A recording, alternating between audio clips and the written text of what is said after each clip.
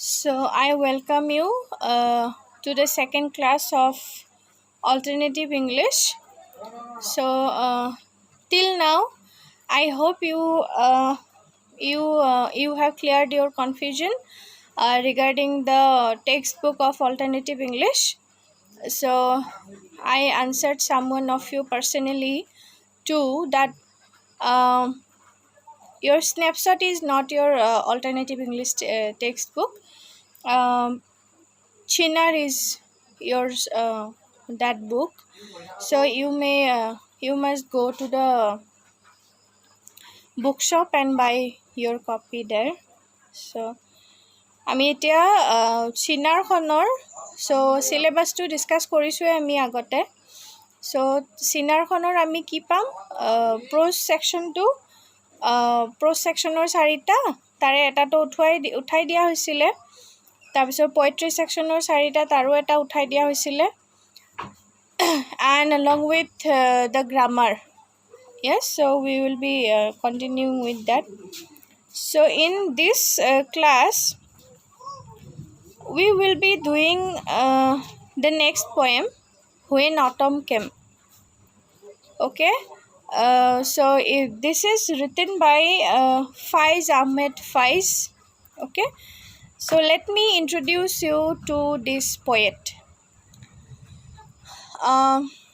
So there was a time after the partition of India into Pakistan and Hindustan. Yes, so all these writers were they are writing for popularizing the concept of patriotism and the nationality after that partition that took place in 1947 after India's independence. So তাৰে পিছত তোমাৰ কি হ'ল ভাৰতীয় বহুত মূলৰ এনেকুৱা লিখক বা ৰাইটাৰ্ছ কি হ'ল তোমাৰ পাকিস্তানৰ মাটিত তেওঁলোকে কি কৰিবলৈ ধৰিলে লিখিবলৈ ধৰিলে just like in India also so many writers came up after India's independence, and they also got influenced by the Western poetic tradition. Right? So our logote, but what were they trying to do was that তেওঁলোকে ইণ্ডিয়াননেছ যিটো ভাৰতীয়ত্ব যিটো সেইটো তেওঁলোকৰ কবিতাত সোমাবলৈ চেষ্টা কৰিছিলে so সেনেকুৱা লিখকবিলাকৰ ভিতৰত এতিয়া আমি ভাৰতৰ বিষয়ে নাপাতো in this case because Faiz Ahmed Faiz is a Pakistani poet. Okay, so he is not an Indian poet, he is a Pakistani poet, and he was born in 1911. So you just can imagine, so he was born before India was divided into Hindustan and Pakistan. So he got the experience যিটো তোমাৰ ডিভিজনৰ দেশ বিভাজনৰ যিটো তোমাৰ অভিজ্ঞতা অভিজ্ঞতা যিটো বেয়া অভিজ্ঞতা গোটেই ভাৰতৰ গোটেই দেশৰ মানুহে তোমাৰ পাইছিলে আৰু পৃথিৱীৰ মানুহে দেখিছিলে সো সেইটো ফাইজ আহমেদ ফাইজে নিজে তোমাৰ কি কৰিছিলে ফেচ কৰিছিলে সো তেওঁৰ জীৱনত তেওঁ ফেচ কৰিছিলে সো 1911ত জন্ম আৰু 1947 চনত দেশ বিভাজন হৈছে. So he was an eyewitness to what happened during and after the partition of India into two countries. So therefore you will see, and Pakistan he was there যেতিয়া দেশ বিভাজন হ'ল তেওঁৰ ফ্যামিলি কলৈকে গুচি গ'ল পাকিস্তানলৈকে গুচি গ'ল পাকিস্তানত থাকিলে. So he was there. Pakistan was a very new country, and he was a citizen, he was a young citizen of that newer country called Pakistan.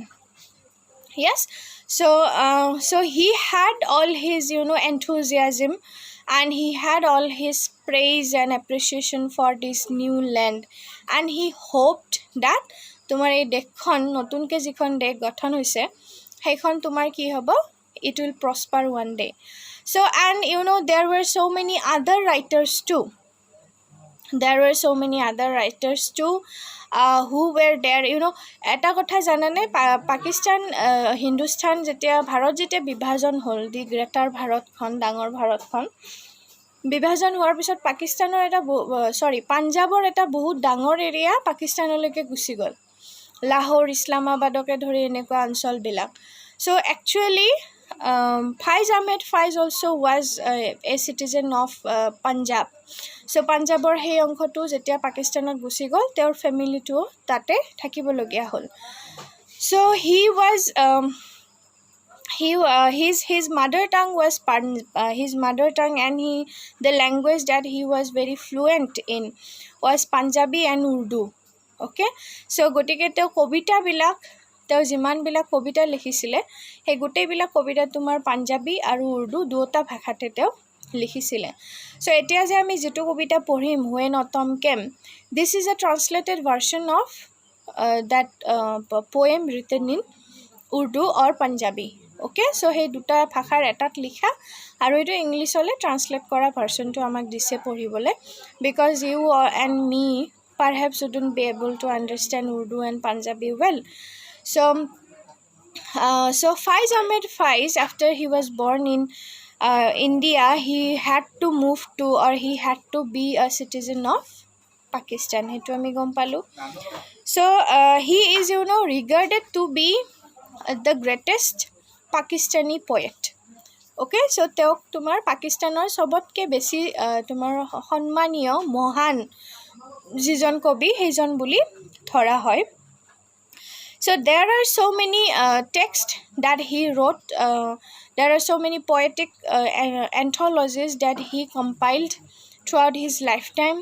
Just like ekhon manor naam moi eta koi diu, jene Subh-e-Azadi,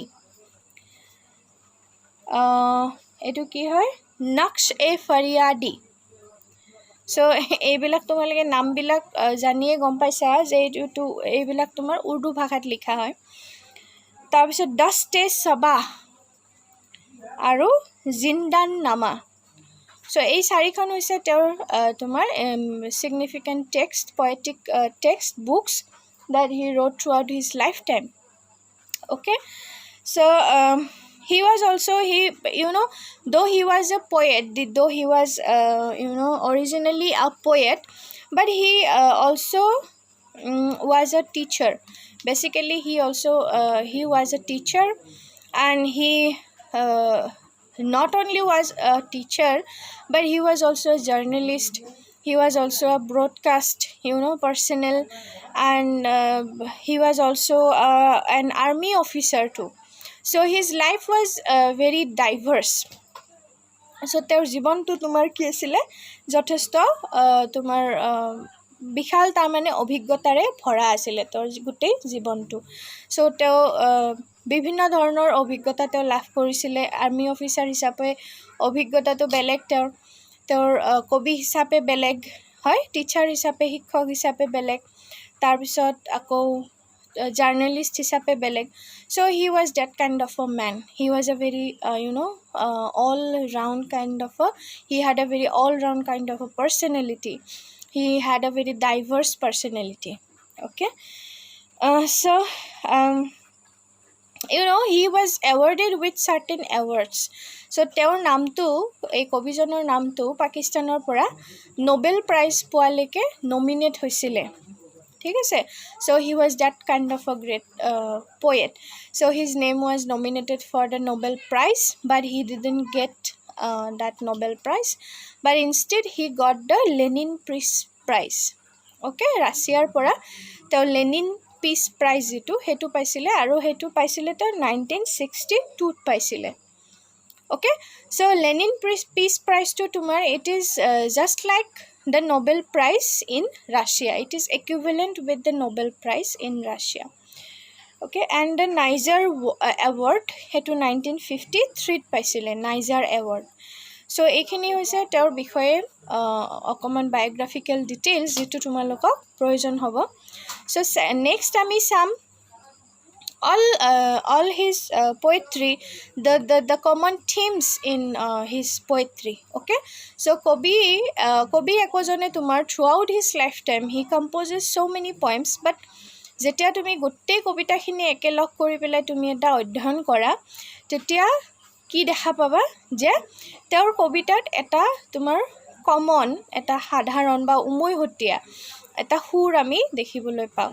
চ' এটা নহয়, বহুকেইটা হ'ব পাৰে কেতিয়াবা, ঠিক আছে, সেইটো common theme বুলি কোৱা হয় কবিতাৰ। চ' এতিয়া ফাইজ আহমেদ ফাইজৰ ক্ষেত্ৰত সেই কমন থিমবোৰনো কি আছিলে, ঠিক আছে। চ' কবি হিচাপে, because you always need to know' something about the poet also' right. So' date on date part you won't be ask any question, তোমাক কবি প্ৰশ্ন সোধা নহয়, but it is needed for you as far as I understand. So there are certain themes that commonly appear in the writings of Faiz Ahmed Faiz, and amidst those, the first one is love. যে তেওঁৰ কবিতাত প্ৰেমৰ যিটো সংজ্ঞা বা প্ৰেমৰ যিটো ভাৱ সেইটো তোমাৰ ফুটি উঠে। Second হৈছে he talks about patriotism through his poetry. So he aspires, or he expresses his good wish for the well-being and the welfare of his motherland, that is Pakistan. Okay, so the third one is solitude. So solitude, the word, I hope you know this the meaning.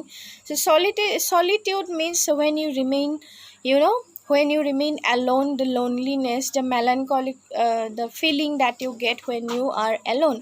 So that is solitude. So in Faiz Ahmed Faiz's poetry, you will find this theme also. So he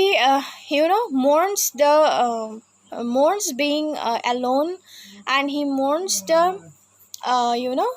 mourns means MOURN, সেইটো আমি এটা ক্লাছত কৈছিলোঁ শব্দটো, that he mourns the absence of his beloved.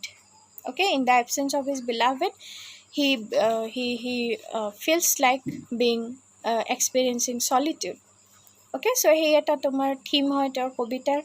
Next is a revolution, that he was a very revolutionary kind of a person, and he was a Marxist. Okay, so teo ejon Marxist asile aru somajor jekhini tomar সহজ সৰল মানুহ তেওঁলোকৰ বিষয়ে teo লিখা মেলা কৰিছিলে, তেওঁলোকৰ rights অধিকাৰ সেইবিলাকৰ বিষয়ে লিখা মেলা কৰিছিলে। চ' তেওঁৰ ঠিক তেনেধৰণে তেওঁৰ কবিতাবিলাকৰ জৰিয়তে সেই যিটো তোমাৰ আন্দোলন বা বিদ্ৰোহৰ যিটো সুৰ সেইটো আমি দেখিবলৈ পাওঁ, that is revolution is the theme of his poetry. Okay, so that then comes the personal griefs. So there are certain personal issues and concerns of the life of the poets we all have, হয় না, আমাৰ সবৰে জীৱনত থাকে। so কবিৰো আছিলে। চ' তেওঁ কবিতাৰ নিজৰ কবিতাৰ জৰিয়তে সেই যিবিলাক তোমাৰ ব্যক্তিগত যিবিলাক দুখ বা তোমাৰ যিবিলাক বেদনা সেইবিলাক তোমাৰ কি কৰিছিলে, প্ৰকাশ কৰিছিলে, ঠিক আছে। আকৌ অপটিমিজম, বাট কবিয়ে যদিও তোমাৰ নিজৰ দুখ প্ৰকাশ কৰিছিলে, তাৰপিছত অকলে থকাৰ যিটো বেদনা সেইটো প্ৰকাশ কৰিছিলে, but still he was very optimistic. He was optimistic মানে কি, আশাবাদী, হয়নে। So' he was very optimistic in his poetry, and in many of his poems we get that sensibility expressed. Okay, so কবিৰ বিষয়ে আমাৰ এইখিনিয়ে থাকিব। so he can be termed as a blend of a romantic and a modern poet. Okay, so কবিজনাক ফাইজ Ahmed ফাইজক আমি কি বুলি ক'ব পাৰোঁ, ৰোমেণ্টিক কবি বুলিও ক'ব পাৰোঁ, because he talks about the nature, and through the use of natural objects and symbols he celebrates he expresses his concerns about the human existence, his human griefs and human emotions and relationships and all those things. So গতিকে তেওঁক আমি এজন modern আৰু আধুনিক আৰু romantic এই দুজন কবিৰ এটা মিক্সচাৰ বুলি ক'ব পাৰোঁ, ঠিক আছে। চ' সেইখিনিয়ে জানি থোৱা। Then we will come to the text. Okay, so আমি কবিতাৰ ভিতৰলৈকে যাম এতিয়া।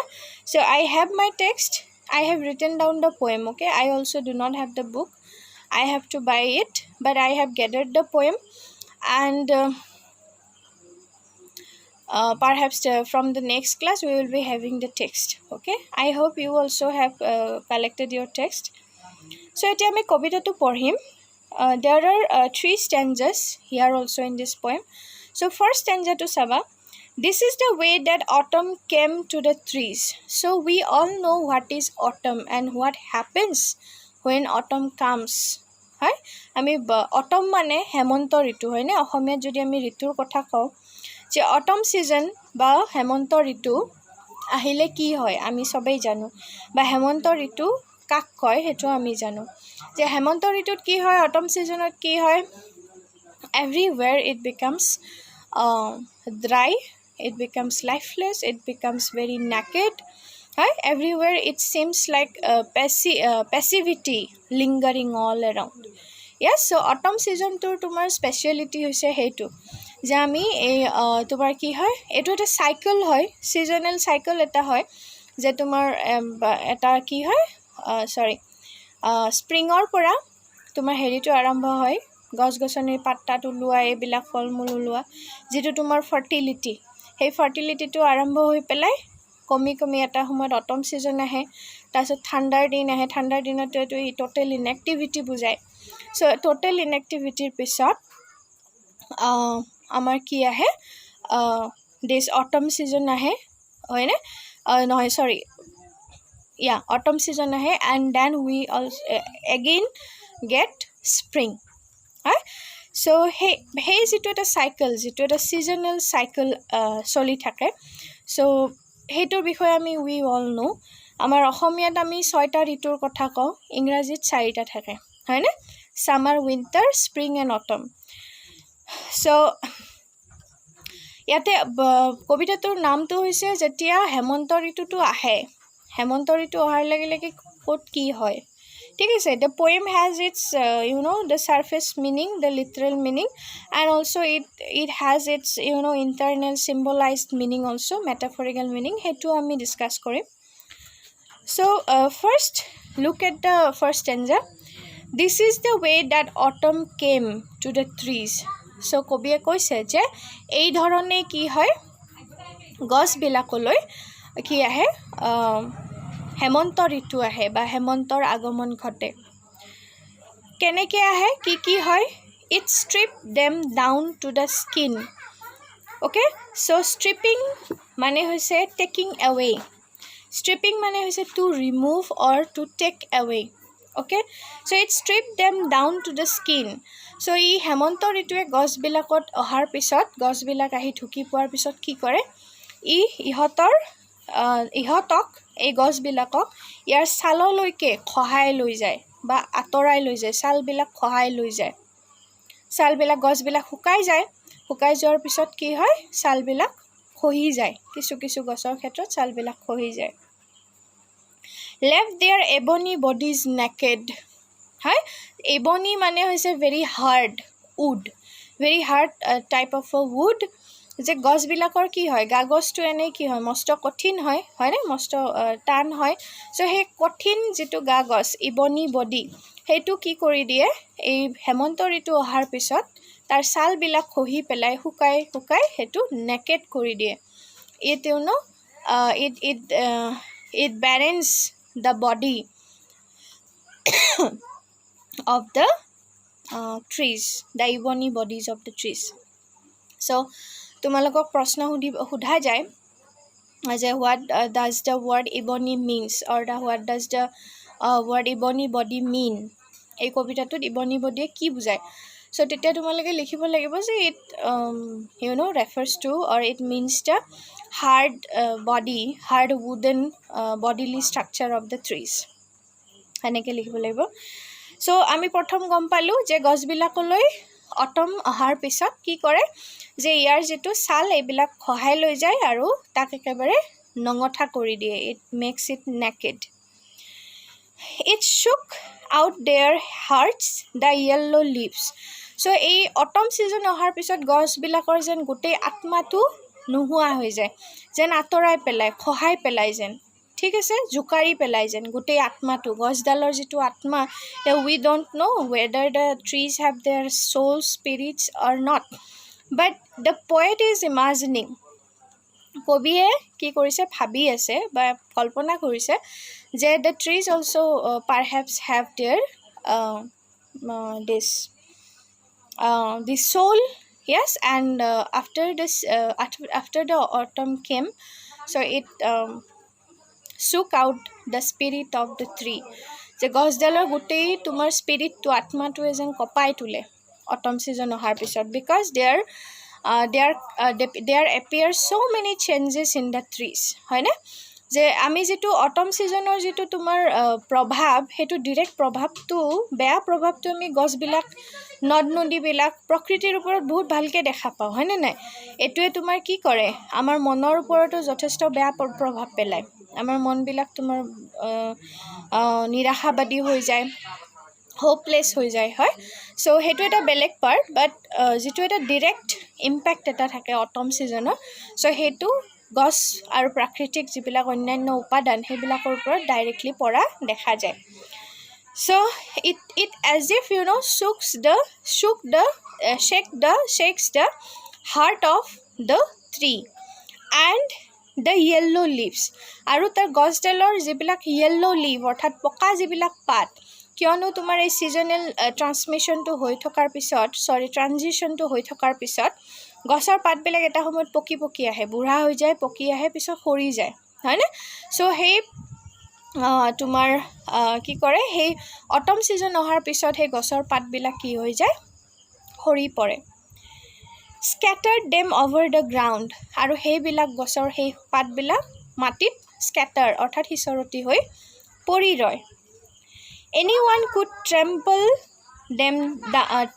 them out of shape undisturbed by a single moan of protest. So যিকোনো মানুহে আহি কি কৰিব পাৰে, সেই যিবিলাক শুকান পাত মাটিত পৰি থাকে সেইবিলাক ভৰিৰে গছকি, ট্ৰেম্পল মানে হৈছে ভৰিৰে গছকি মোহাৰি নাইকিয়া কৰি দিব পাৰে, ঠিক আছে? আনডিষ্টাৰ্বড বাই আ ছিংগল মোন অফ প্ৰটেষ্ট। চ' কিন্তু তেতিয়াও যদিও সেই গছৰ পাতবিলাক কি হয়, মোহাৰি পেলোৱা হয়, কোনোবাই গছকি পেলায়, তথাপিও কিন্তু সেই কি নকৰে, গছৰ পাতবিলাকে they do not make any sound of protest, they do not mourn or they do not moan. Mourning কৰা মানে হৈছে দুখতে বা যন্ত্ৰণা পালে চিঞৰা যিটো, ঠিক আছে, গুৱাই উঠা যিটো চিঞৰা যিটো, সেইটো হৈছে morning.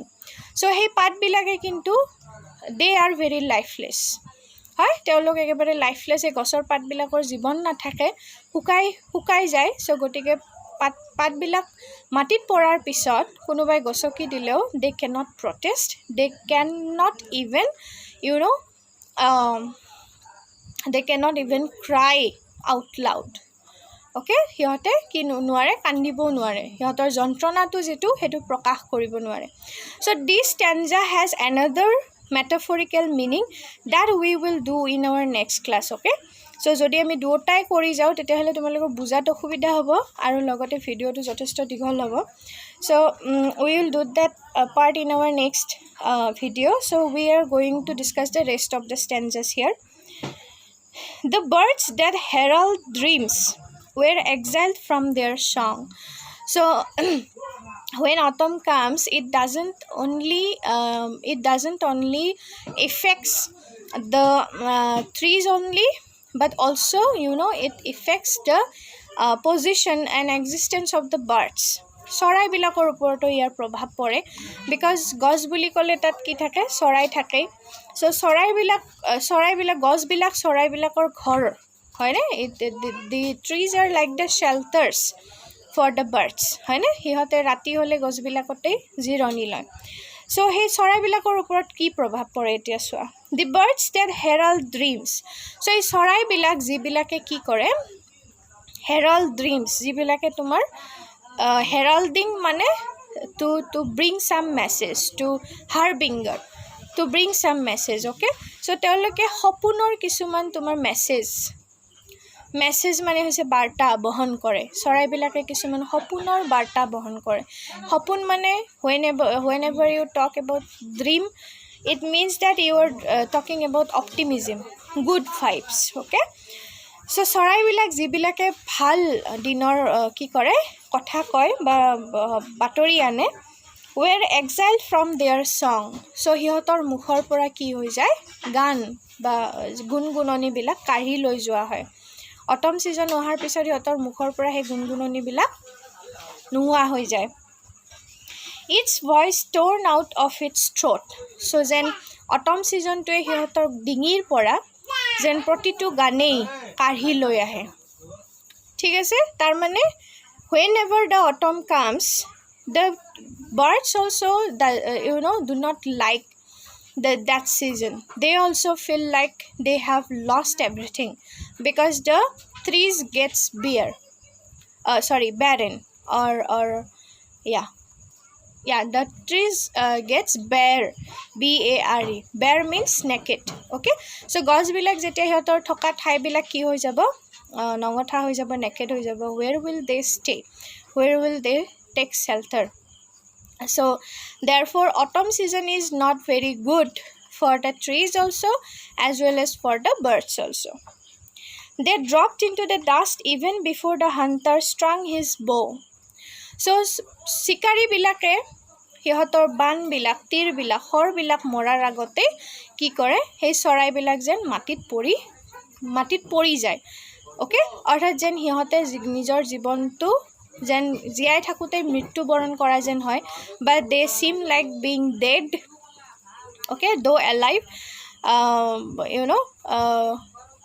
even before the hunter strung his bow so শিকাৰীয়ে শিকাৰ নকৰোঁতে সেই চৰাইবিলাক মৰি যায় বা মাটিত পৰেহি অৰ্থাৎ অটম ছিজনত চাৰিওফালে শুকান খৰাং হৈ থাকে পানী নোহোৱা হৈ যায় গছত পাত নোহোৱা হৈ যায় so বহুবিলাক চৰাই কি কৰে নেচাৰেল এইটো এটা তোমাৰ কথা যে বহুবিলাক চৰাইৰ কি হয় মৃত্যুবৰণ কৰিবলগীয়া হয় সেনেকুৱা বতৰত so হয়তো লিটাৰেলি কবিয়ে সেই এটা কথাও আমাক বুজাব বিচাৰিছে যে চৰাইবিলাকৰ কাৰণেও the autumn season is not very good okay so as if it seems like the poet is trying to feel the kind of sadness and gloominess the melancholic atmosphere that is there around in the environment around us okay during the autumn season ঠিক আছে so going to the next last stanza oh god of may have mercy so এতিয়া তোমাৰ May June মাহ পৰাৰ লগে লগে বৰষুণ আৰম্ভ হয় প্ৰায় এপ্ৰিল মানৰ পৰা আৰম্ভ হয় হয়নে সো মে মাহটো অহাৰ লগে লগে বৰষুণ অৰ্থাৎ নতুন জীৱনৰ সূচনা হয় বৰষুণ যেতিয়া আহে গছবিলাকত পাত মেলে হয় চাৰিওফালে পানীৰে ভৰি পৰে নতুন এটা জীৱনৰ যিটো উন্মাদনা হেতু এটা আমি দেখিবলৈ পাওঁ প্ৰকৃতিত so here he is the poet is as if trying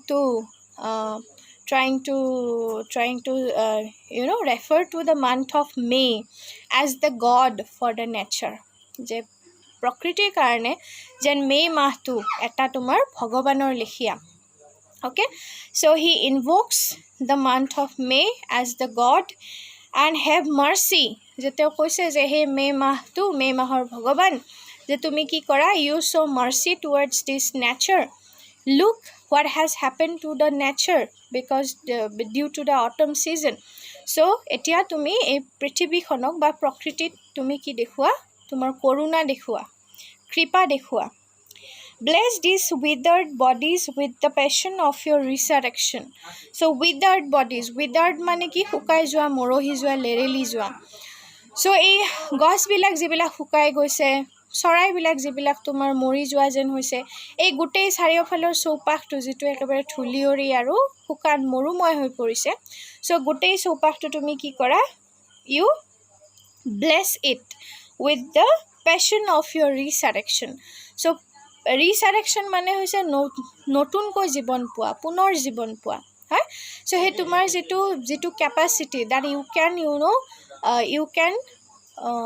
you can bless someone with a new life so কিবা এটা বস্তু মৰি যোৱাৰ পিছত আকৌ তাত নতুন জীৱন এটা সঞ্চাৰ কৰিব পাৰা তুমি he is talking to the month of May so যে হে মে মাহটোৰ এনেকুৱা এটা capacity আছে so হে কাৰণে তুমি হে কামটো কৰা you show mercy to the nature which is on the verge of death So you please help them or help the nature to resurrect, to get to a new life or to start its life anew. Make their dead veins flow with blood again. So ইহঁতৰ যে ইয়াতে তোমাৰ বহুতখিনি কথা আছে, আমি সেইটো ক'লোৱে মই যে মেটাফৰিকেল মিনিংটো নেক্সট ক্লাছত পাতিম। চ' গোটেই প্ৰকৃতিৰ যিবিলাক তোমাৰ এতিয়া হীৰা উপহীৰাৰ কথা কৈছে যে সেই গোটেইবিলাকতে যেন তুমি তেজৰ সঞ্চাৰণ কৰা, আকৌ এবাৰ তেজৰ সঞ্চাৰণ এবাৰ যেন আকৌ কৰা, অৰ্থাৎ জীৱন দান যাতে দিয়া। Give some tree the gift of green again, let one bird sing. So কি কৈছে যে সেই গছবিলাকক তুমি কি কৰা, গ্ৰীণ অৰ্থাৎ সেউজীয়াত্বৰ যিটো আশীৰ্বাদ সেইটো যাতে এবাৰ তুমি প্ৰদান কৰা, আকৌ যাতে সেউজীয়া হ'বলৈ গছবিলাকক সহায় কৰা। And late one bird Sing, আৰু চৰাইবিলাকক যাতে গান গাবলৈ এটা সুযোগ দিয়া। অ'কে, চ' এতিয়া কবিয়ে আমাক ইয়াতে দুটা ভাৱৰ সঞ্চাৰ কৰিছে। প্ৰথমটো হৈছে একেবাৰে পেচিমিষ্টিক ভাৱ, প্ৰথম দুটা ষ্টেঞ্জাত যে চৌপাশে অটম অহাৰ পিছত গছবিলাকৰ অৱস্থা নাইকিয়া হৈ যায়, তোমাৰ চৰাই চিৰিকটিবিলাকৰ অৱস্থা নাইকিয়া হৈ যায়। চ' চৌপাশে একেবাৰে বিষণ্ণতাই ছানি ধৰে, হয়নে? যে গছবিলাক নঙঠা হৈ যায়, সিহঁতৰ গছবিলাক তোমাৰ লঠঙা হৈ যায়, নঙঠা হৈ যায়, ওলাই পৰে, পাতবিলাক সৰি যায়, আৰু পাতবিলাকে even they cannot protest whenever someone tramples them. আৰু চৰাইবিলাকো সিহঁতেও দে লষ্ট দেয়াৰ শেল্টাৰ্ছ, হয়নে? যিহেতু সিহঁত গছত থাকে, গছবিলাক তোমাৰ শুকাই যোৱাৰ লগতে সিহঁতে নিজৰ শেল্টাৰবিলাক হেৰুৱায়। চ' চৰাইবিলাকৰ জীৱনো দুৰ্বিষহ হৈ পৰে যেতিয়া অটম ছিজন আহে। চ' দিছ two ষ্টেঞ্জাৰ্ছ shows you how melancholic it gets or how gloomy it gets when the autumn comes. Okay, and লাষ্টৰ যিটো ষ্টেঞ্জা সেইটোত আমি দেখিছোঁ যে কবিয়ে এটা আশাৰ সঞ্চাৰ কৰিছে। and he is saying that it is not the end. The autumn season আহিলে যে শেষ হৈ যাব চব, সেইটো নহয়। There is the possibility that the month of May come, আৰু it can provide an opportunity to the nature to go back to its earlier life. It provides them the regenerative power. Okay, it provides them the power to rebirth, to resurrect. Okay, so with that the poem comes to an end, and I will also be signing off from the class. So if there any issue occurs in understanding the poem, so you please let me know, and in our next class we will be discussing the poem again, but on its metaphorical meaning. Okay.